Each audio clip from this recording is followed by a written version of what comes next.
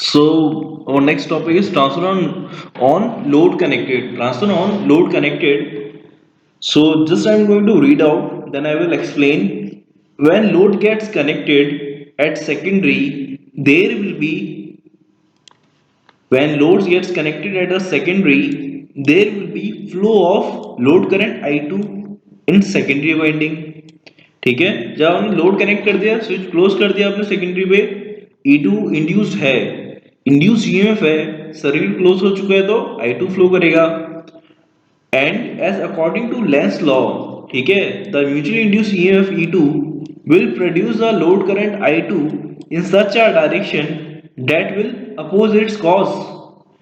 E2 I2 को ऐसे produce करेगा, E2 क्या बोलते, I2 को ऐसे डायरेक्शन में फ्लो कराएगा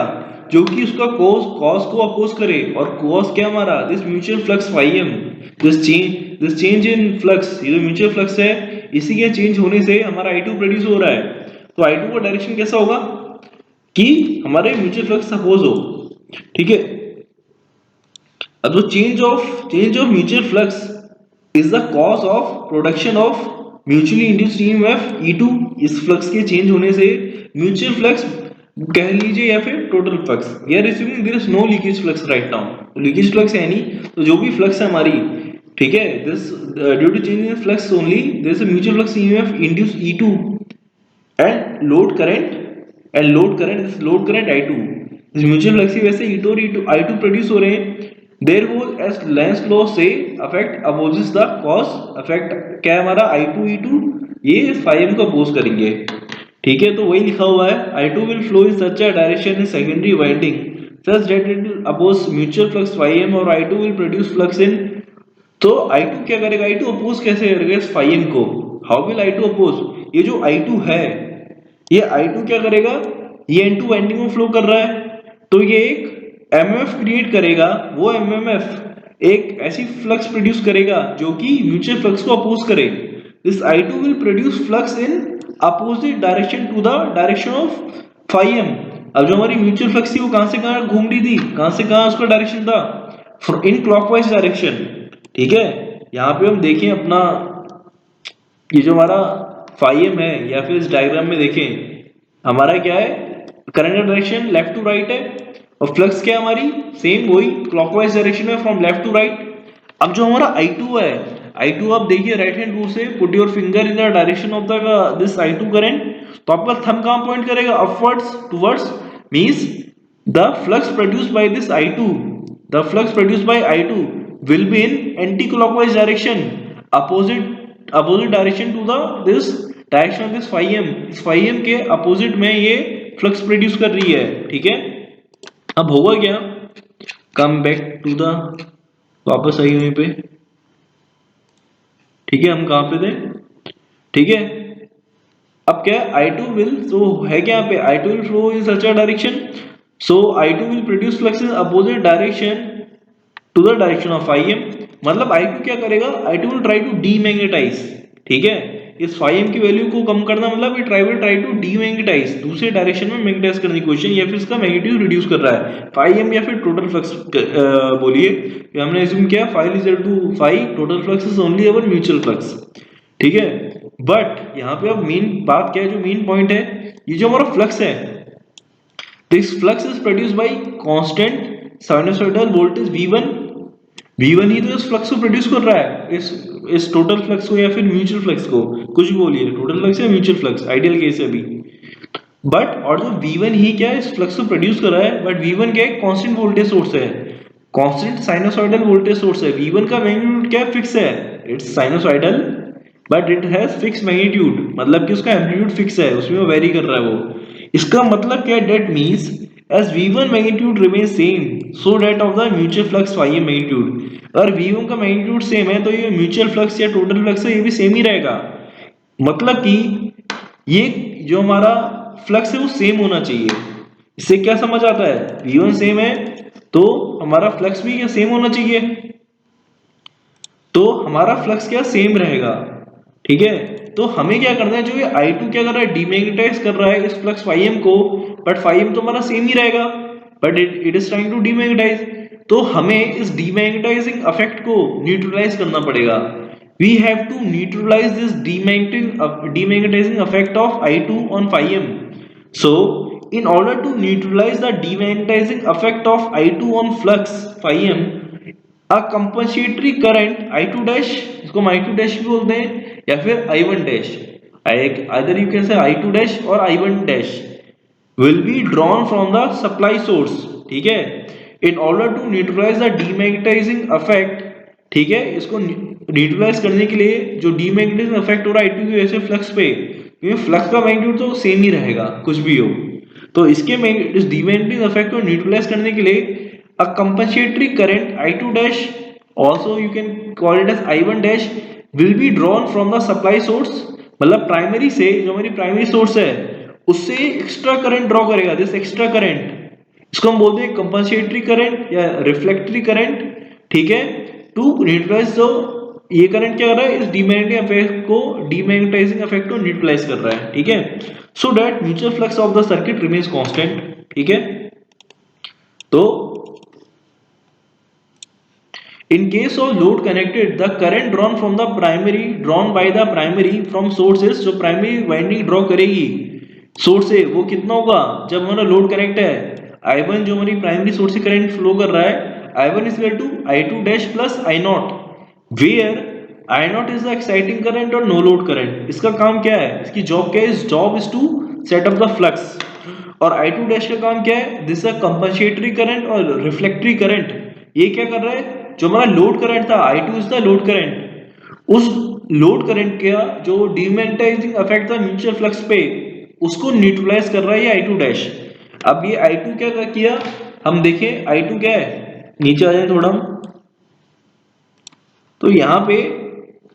and I2 dash is the compensatory और refractory current to neutralise the effect of I2 on flux to keep flux constant. तो यहाँ पे क्या है, जब हमने यहाँ पे लोड अपना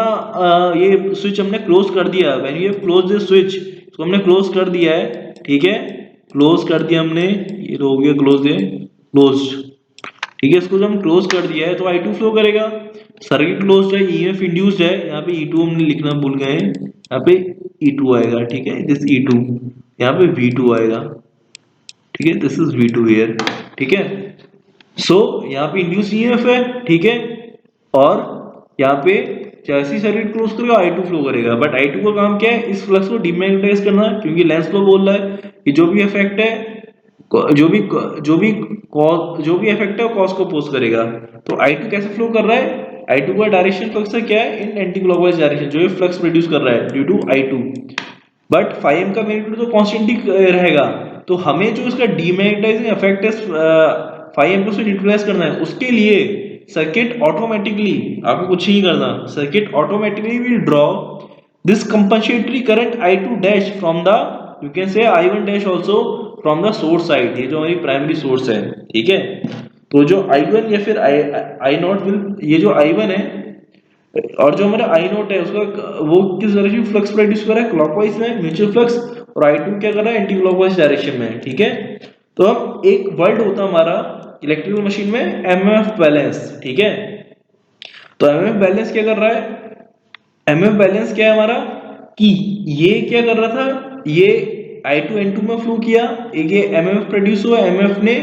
ऐसी फ्लक्स प्रोड्यूस करी जो phi m को अपोज कर रहा था, उसको हम न्यूट्रलाइज करने के लिए यहाँ से एक्स्ट्रा फ्लक्स क्रिएट कर रहे हैं, ठीक है, एक तरीके से, जस्ट अज्यूम। सो ये I2 डैश इसमें फ्लो कर रहा है प्राइमरी वाइंडिंग में, I2 dash N1 minus I2 N2 is 0, तो जितना यहाँ पे MMF हमारे क्या बैलेंस हो रहा है, ठीक है। तो सो ओवरऑल हमारी बॉटम लाइन क्या है, phi m कांस्टेंट रहेगा, जो भी यहाँ पे लोड करंट या ड्रॉ करेगा, ठीक है, आप लोड को वेरी भी करोगे, मान लो ये लोड वेरिएबल है, मैं इसको इम्पीडेंस चेंज कर रहा हूँ, तो I2 वेरी करेगा, उसको ही इस जो भी इसमें चेंज होगा वो यहाँ पे रिफ्लेक्ट करेगा, इसको रिफ्लेक्टरी करंट भी बोलते हैं, ठीक है। So bottom line means phi m remain will constant, phi m हमारा कांस्टेंट रहेगा।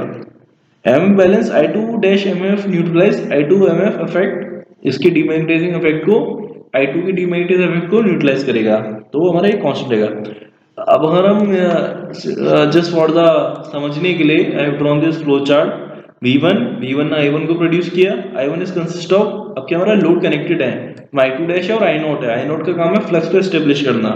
I0 के भी दो कंपोनेंट होते हैं, वो हम बाद में डिस्कस करेंगे। तो primary current is phasor sum of this load current I2 dash plus, ये क्या फेजर सम है, ठीक है, these are all are phasor, यहाँ एल्जेब्रिक सम नहीं है। I1 is phasor complex quantity is equal to sum of I2 dash plus I0 vector sum या phasor some.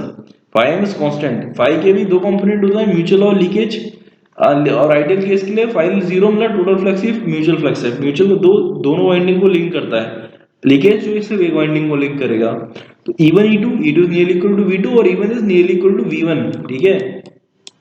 But V1 E1 E2 and V2 are in phase opposition to V1। अब load connect है तो I2 produce करेगा, I2 का काम क्या है, demagnetise करना phi m को, बट ये तो हमारा कांस्टेंट ही रहना है, तो उसके लिए यहाँ पे हमारा मैंने ऐसी यहाँ लूप बना दिया कि I2 डैश, यहाँ पे I2 डैश ड्रॉ करेगा। अब जैसे जैसे मैं लोड को वेरी करूंगा, ठीक है, मैं लोड को वेरी कर रहा हूँ, ठीक है, अपने लोड को मैं वेरी कर रहा हूँ, ठीक है, तो मेरा I2 वेरी होगा, I2 वेरी होगा तो मेरा अपने आप ही I2 डैश मेरा वेरी करेगा, ठीक है, लोड वेरी किया, लोड वेरी हो रहा है मतलब कि इंपीडेंस वेरी हो रही है लोड की, तो लोड करंट चेंज करेगा, लोड करंट चेंज करेगा तो I2 डैश चेंज करेगा। तो आप देख सकते हैं मेरा I0 तो हमेशा कांस्टेंट है, I0 is always constant, so mutual flux is always constant, ठीक है। So this is the, so mutual flux will remain always constant irrespective of variation load current I2। So transfer का principal बहुत ही simple है, primary source apply करी, sinusoidal source है, इधर एक exciting current produce करा, लोड कनेक्टेड है तो एक लोड करंट प्रोड्यूस होगा इसी में, ये जो ये जो हमारा एक्साइटिंग करंट है, नो लोड करंट I0 है, फ्लक्स प्रोड्यूस करता है, ये फ्लक्स ऐसी है टाइम वेरिंग फ्लक्स है क्योंकि करंट ही साइनसोइडल था, साइनसोइडल फ्लक्स है, टाइम वेरिंग फ्लक्स एक इंड्यूस ईएमएफ करेगी, self induced EMF, mutual induced EMF, mutual induced EMF E2 जो है सेकेंडरी वाइंडिंग में रिस्पांसिबल फॉर द लोड को सब पावर सप्लाई करने के लिए, ये I2 फ्लो करेगा, I2 को का जो डीमैग्नेटाइज इफेक्ट को कांस्टेंट न्यूट्रलाइज करने का I2 डैश फ्लो करेगा। So this the principle. तो अब आई होप एवरीवन इज, आप सबको प्रिंसिपल क्रिएट एकदम क्रिस्टल क्लियर हो गया होगा, there should be no confusion, कुछ है नहीं इसमें, ठीक है। So this is all for today and we will continue with the, जो मैंने आपको नोट्स लिखवाए क्लास में लास्ट टाइम, इसके बाद इसकी जो हेडिंग है दिस इज कंस्ट्रक्शन, इसको हम नेक्स्ट लेक्चर में डिस्कस, कंस्ट्रक्शन है, टू टाइप्स ऑफ ट्रांसफार्मर, दो तरह के जो practical transformer, core type, shell type and ideal case. So that's all.